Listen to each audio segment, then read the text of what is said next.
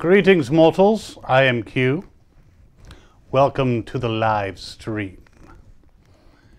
Bear with me just a moment while I bring up your, I'm sure, fascinating chats.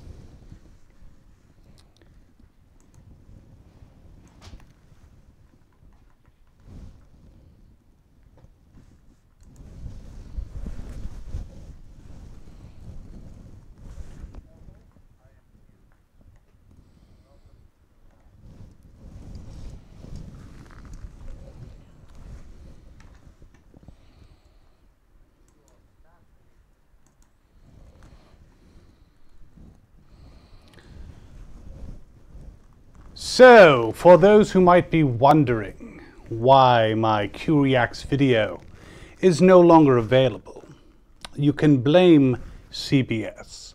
They did a copyright claim despite the fact that it's clearly a Q and what's known as fair use. And while I pointed out the error of their ways, they are being quite obstinate about it. So they have banned me from showing that video in the form it was before. I am going to upload a modified video and see if that passes muster. But if you're wondering why Q Reacts is now live, well, we're not going to be showing any Star Trek Discovery footage, but we will be discussing this show in more detail than the CBS folks probably want me to.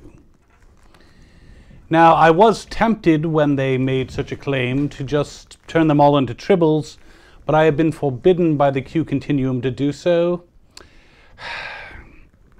So they must live. Besides, I enjoy Stephen Colbert. So I realized this live stream was a last-minute thing, but I would like to know, you can leave a comment or you can use the card to let me know if this is the format you would prefer to have me in.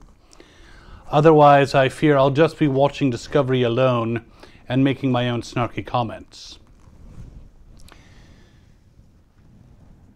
So, Star Trek Discovery Episode 2. For those who are here, it looks like we have one watching now. And basically, this was not a bad episode. But, first of all, Burnham, who's a bad liar, is so imprecise. I thought she was raised by Vulcans. Pike asked her, you know, how long it's been since she's seen Spock, and she gives the same answer that Sarek did last week. Years. Why are they so intent on not being precise on this show? Do they not want to mess up canon? Too late. Saying years could mean 2, could mean 3, could mean 9.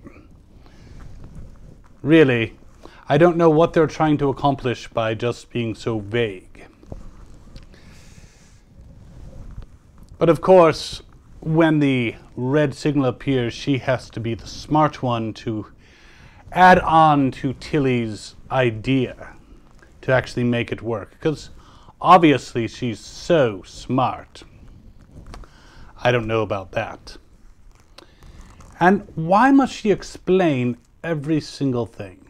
Now, are the writers worried that we won't get things? There she was on the bridge, and when they found out this settlement was from World War III times, she had to explain that it was a nuclear cataclysm that decimated governments and killed millions. First of all, I think Pike knew that. And not to mention, they could have had a little more interaction if they wanted to expound on that information. I mean, how easy would it have been for Saru to say, World War III, wasn't that your nuclear conflict on your planet? And then she could have said, yes, it was terrible. It left millions dead, governments decimated. She could have explained it in a much more organic and natural way, but I don't think that they enjoy doing organic and natural on this show, especially with Burnham.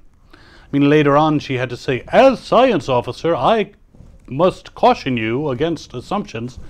Really? Does Pike not know that she's the science officer? And then there's Tilly, one of my favorites. She's so enthusiastic.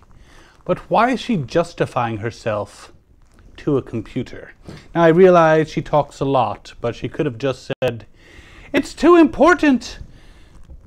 No, we're not going to abort. Instead of explaining her reasoning to a computer who doesn't care. And that way, it would have left little suspense. People would wonder why she did something so stupid, and then she could explain it to Saru in sickbay, as she did anyway, and you could be like, ah, Tilly, so loving. So this Little House on the Prairie crossover was interesting, and Pike, I am really appreciating him, and he's definitely no Kirk. General Order 1, the Prime Directive, means something to him. Unfortunately, Burnham does not show that she is accepting of things. She's actually quite adamant that their religion is wrong, and they must be told the truth. And really, I thought she was raised by an ambassador. Shouldn't she accept other people's differences? I mean, what's that Vulcan thing? Infinite diversity and infinite combinations. A little pretentious of them, but it's a good saying. And she doesn't seem to enjoy the whole diversity thing, which is kind of strange when you think about it. So, she was not the best actress either. When she met these religious people, she was saying, did anyone try to find a different explanation for how our ancestors got here? Yeah, she was not very likable. I did hope, after last episode, the first one, she seemed to be developing a personality all of a sudden. But my hopes were dashed, I'm afraid. I like Saru. He's very no-nonsense, but he's got a sense of humor, very dry. I probably like him because he's not human. But even some of the humans I like. I like Tilly. I like Pike. But when it comes to Burnham, she's supposed to be the main character. How come she's the least likable of the batch? She has... I'm sorry.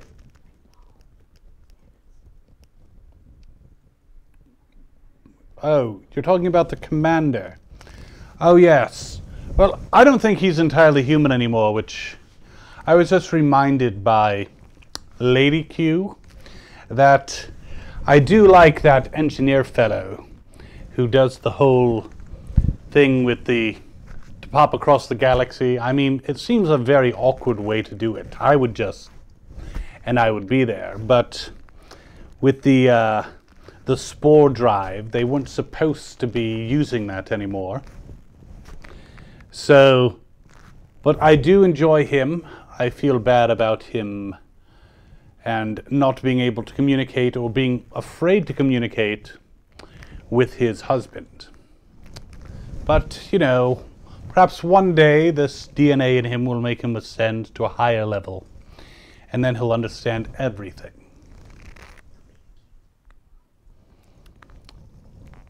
I don't think he'll quite rise to the level of Q. But speaking of beings, first of all, I was very happy that Tilly saved the day with a little prompting, and it wasn't Burnham who came up with the whole, let's use the asteroid and its great gravitational field to save the planet. That was excellent, because I don't think Burnham should be saving everybody every episode. Let others contribute. But her little friend, well, I don't know exactly what she is, because I am forbidden by the Q continuum from reaching out with my extraordinary senses to figure out what's going on. I guess they figure it wouldn't be fair, because then I could see the entire season and I could spoil it. But I'm still tempted to do so. Keep that in mind, CBS. But this being apparently has some type of abilities, though I'm not sure why she needed the discovery to save these people. It's pretty apparent that that friend of Tilly's, who actually turned out, again, spoilers, to be dead, is some type of higher being. But obviously not a Q, because we would have just changed the gravitational constant if we wanted to save those people, and we wouldn't have needed a starship. What does a Q need with a starship? Unless you lose your powers. That's, you know, regrettable. I don't like to think about that. But her memories of this former classmate that just appeared to her out of nowhere, quite interesting. Alphonse is here. Yes, more teamwork this episode. Yeah, I did appreciate the fact they worked together. And I think Saru was an excellent leader in that situation. Not saying I don't like Pike. Pike definitely has a lot more personality than about 10 Burnhams. But yes, Tilly's little friend, quite interesting. Unless she could have saved the planet, but she would rather see what the discovery is made of. It could be testing, or dare I say, a trial of sorts. So, Burnham showed herself to be super judgmental.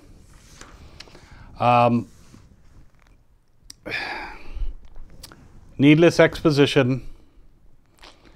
And, but overall, if you just subtracted Burnham from the equation, this would have been a top-notch episode. I did appreciate the fact that Pike went back and spoke to this scientifically inclined gentleman on the planet and settled his questions once and for all.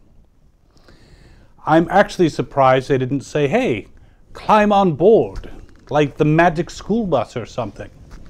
Because sometimes I think that that's the level they think we're at. Magic school bus. Because first they go from technobabble to, oh, the radiation's going to be bad. They can't say how many rads it's going to be. They can't be like, it's going to be 700 rads at the surface. That would kill everything on the planet. Something along those lines. And if I got your rads wrong, pardon me, I don't really care about radiation. It doesn't really affect me.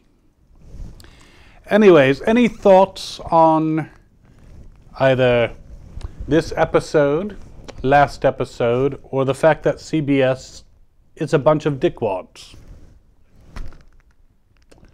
Let me know. While you're thinking about it, I would like to talk about our coffee. I've been told that the rest of this Fandom Spotlight channel appreciates donations. Me, I just appreciate intelligence, and I don't really find it on this planet. Did they explain why Klingons have ridges yet? That's a question from Chill Spartan 187. They have not explained much about the Klingons, other than I do hear that the hair is making a comeback. I think it's just Klingons just look stupider every time I see them. Look at Worf. I think his diet consisted mainly of books.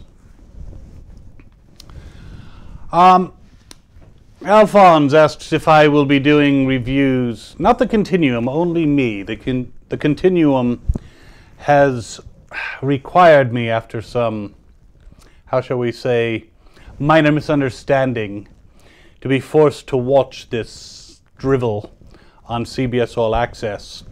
And you know, they didn't even foot the bill for it. So I have to watch this thing. And so I figured I would give my reviews. Now, I was going to do it in the style of my dear friend the Governor, one of the few humans I like. He does a reaction series, and I did do the first episode. So if you're just joining, I just want to let you know CBS put a kibosh on that because they copyright claimed it, banned it worldwide, and when I explained that it's fair use and I'm Q and I could turn them into tribbles, they were surprisingly obstinate. So I have been forbidden from turning them all into tribbles. But I will continue to discuss Star Trek Discovery. I just won't use their footage. And I'll do it live. Now, a question for you guys. Do you prefer that I do it immediately after the episode? Or do you prefer that I do it like the next evening, so you have time to digest it or regurgitate it, which is what I usually do? Let me know.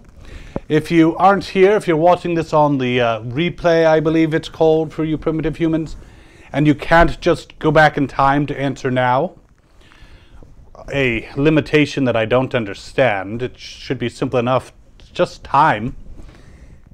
There will be, what do they call it, a poll in the community page, and you can go there and decide whether or not you want it directly after Star Trek Discovery, or if you want me to wait until the next evening to share my obviously superior thoughts on this drivel. So while you're thinking about any more questions you might want to ask me, I do want to show you. They have pictures of the most incredible being in the universe, me. Now, there's a coffee link in the description. And apparently, anytime you buy 4 coffees for this channel, they will send you a print. Well, I will do better because there's this print, and then there's this one.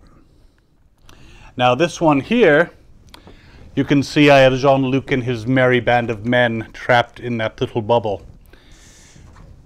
But if you donate 4 coffees and you leave a comment along with your address that basically acknowledges that Q is supreme, just put Q is supreme, you're going to get both of these. And I may sign them indeed as well.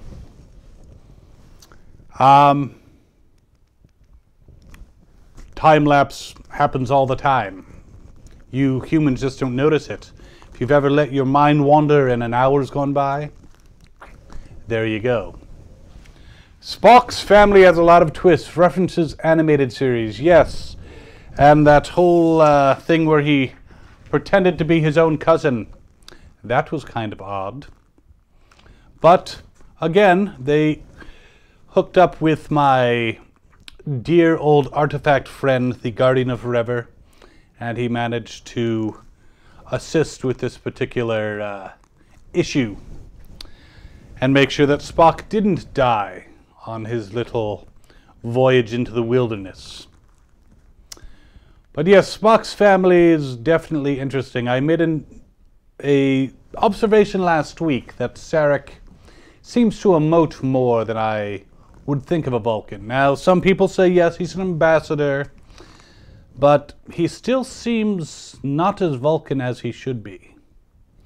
And again, as I mentioned with Burnham and Sarek, they both used the phrase years when they said how long it's been since they'd seen Spock. A human I can understand, though a human raised on Vulcan is iffy. But a Vulcan saying years? I would expect him to say 4.973862194 years, or something along those lines, whatever it happened to be. They seem very intent on not backing themselves into a corner and giving actual dates. Will Discovery make it to Season 3? Well, I imagine that it really depends on how this season goes. I don't really want to peek ahead because I'm afraid that I'll see a Season 3 and it will be worse. So I have definitely blocked my omniscience from that. But I think it's likely, because there are people who only sign up for CBS All Access for Star Trek Discovery. Guilty. And for them to give that up, I think they would lose a lot more customers. Now, of course, after Star Trek Discovery is done, I'm probably going to cancel until the following season, but I'm sure they got a boost when Discovery returned. So I think it will make it to season 3. I just hope that by then Burnham has a personality. It's so hard to find those. So, any more thoughts have you guys? I see that Jill Spartan has not watched the series yet. Have you not watched this season, or have you not watched any season? And if you haven't watched any season, you might consider yourself somewhat lucky.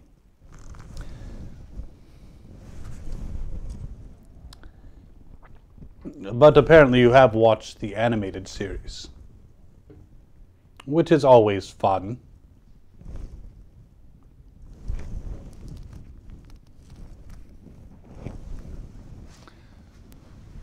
Well, if there are no further questions, Jill Spartan, I don't know if you got my question, or if you're doing what you humans call, using facilities?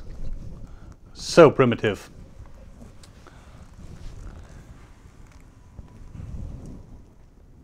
But this might be a short live stream. It looks like someone else has joined us, though, which is always a good thing. So, new people, welcome. I am Q. I have been forced to watch Star Trek Discovery. And I have things to say. You can always rewind and see the venom that's already been spouted. And, by the way, CBS can't take any criticism, and apparently don't believe in fair use. Jill Spartan hasn't seen any season, but wants to. Well, you are human, so I suppose such a impulse can be forgiven.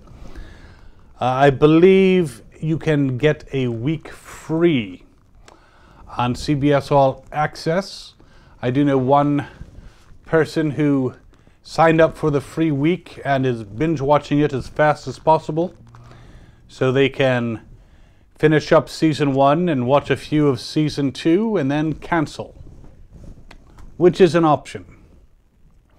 But you didn't hear it from me. Or did you? Again, hi CBS, remember me.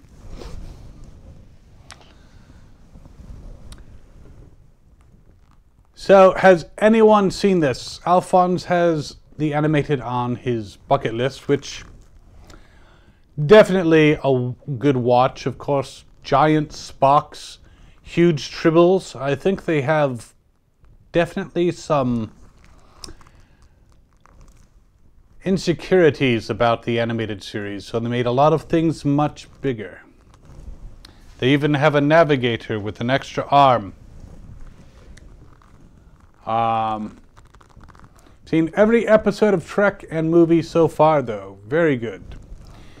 So, of course, you saw what that extremely rude Benjamin Sisko did to me. He's no Picard. It's very rude. Of course, I could have just reduced him to dust, but where's the fun in that? Besides, those prophets of his would have been upset if I reduced their emissary to ash.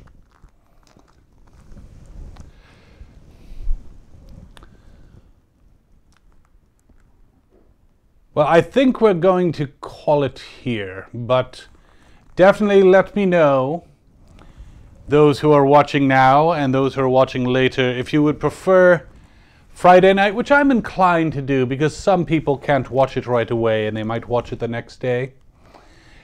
There will be spoilers because I am Q and I don't care. But more than likely, Friday nights I will be doing a live stream and explaining the abomination that you just watched the previous evening. And how it's even more abominable? This human language is so abominable. How it's even more abominable than you think. So, for now, I will be signing off. I hope that you have a wonderful existence, short as it may be. Oh, and if you happen to be in the Maryland area, there's a little con called Farpoint, and that's going to be on February 8th through 10th. And I will be popping in because they do have some of the more intelligent humans there, believe it or not.